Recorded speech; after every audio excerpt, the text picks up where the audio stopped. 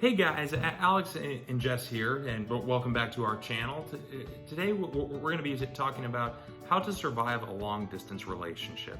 Now, to give you a little background, we should probably share with you why we're doing long distance. Now, once we graduated college up in Michigan, I got a job offer down in Texas, and deeming that it was the best opportunity for us in building the best foundation, I elected to go with that.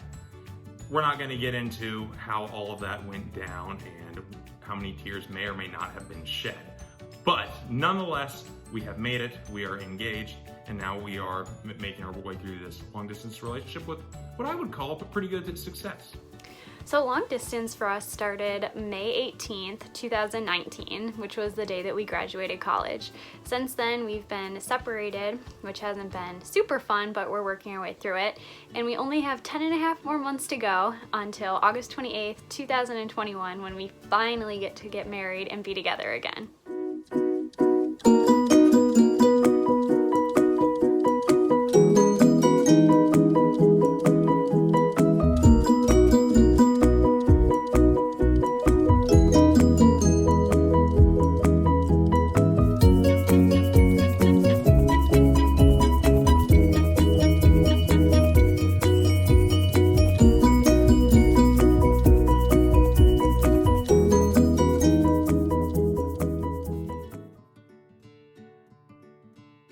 Rule number one, we're going to start off with something simple, and that is to make time for each other.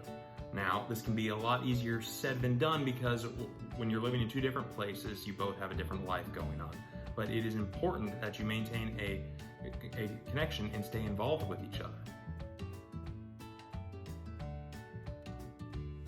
Tip number 2 is to prioritize each other. While this also might seem easy, it's hard when you have one person working, one person in school, friends, social events, all different sorts of things that you want to do with your time. But when you're in any relationship, especially a long distance relationship, it's really important to make time for each other and prioritize each other first. Our next tip is all about communication. Communication between the two of you is key. Now, again, this is one of those that it sounds weird when you're long distance. You know, what kind of communication can you do outside of just the occasional text or even phone call? Well, I can tell you that once you get into a routine, and this goes back to making time for each other, if you have a change in plans, make sure that you make that known, because if you have someone who they plan their entire evening around a specific time for each other, then it's just a courtesy to let them know if any of that is going to be different for a time. Tip number 4, talk every day. While this might seem a little bit obsessive to some people, when you're in a long distance relationship, it really is important. You don't get to experience times together, so just having that communication every day is so important. This can be through a lot of different ways. You can Snapchat, you can text, you can FaceTime, you can talk. Personally, we like to FaceTime twice a day, every day, before bed, in the morning, sometimes quick calls in the afternoon just to say I love you. Okay guys, if you're like me, number 5 is going to be a challenge. Weekly date nights. Set aside one night a week where your sole focus is going to be on your girl. Girls, this goes the same for you, but I find that it's going to be usually easier. You're going to be the one that wants to do it. So for us guys, our minds tend to wander. We tend to think of other things that we'd like to do. And because if you're like me, you never have enough time in the day. But I'm telling you, this one is really important because not only does it show that you're willing to sacrifice time for one another, but it can earn you some pretty good points for it because they know what you're giving up. Plus, when you can't go on real in-person dates, virtual one is the next best that you're going to get. Tip number 6 is to ask and tell each other about every little thing. And when I say every little thing, I mean every little thing. It's sometimes the smaller details that you forget to tell people that really help you to feel close to each other. We usually never forget to tell each other when we failed a test or, something really big happened in our lives, but it's the little details in the day that help us stay connected.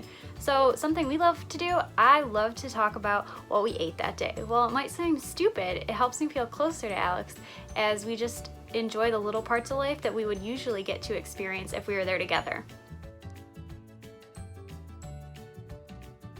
All right, number 7 is going to take us a little deeper, and it doesn't really matter what type of a religion you follow. Jess and I personally are Christian, but nonetheless, no matter what you choose to believe, this practice is big, and that is doing something along the lines of weekly devotions.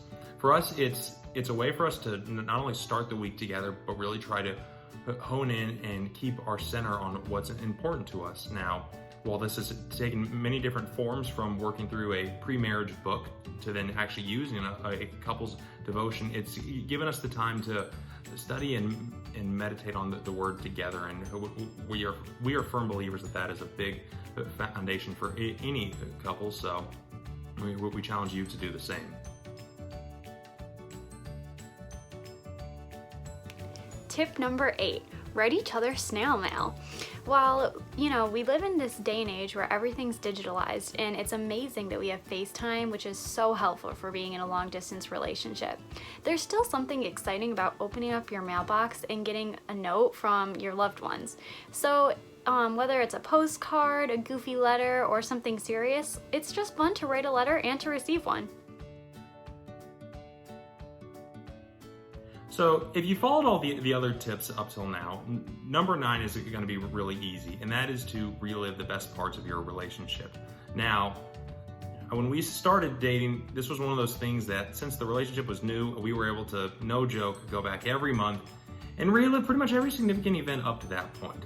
Now, being almost 4 years into our relationship, that's not exactly an option. So instead, we're reliving our relationship. It really comes about organically. I mean, it's a lot easier to think back in conversations, go, oh yeah, hey, this reminds me of the time that we dealt with this, or, oh, I don't know if you knew about this when it happened. So it not only does it give you ways to connect and dive deeper into how the other person thinks, it helps reignite those feelings and emotions that you experienced the first time, because that's the best that you can do to hold over until long distance ends.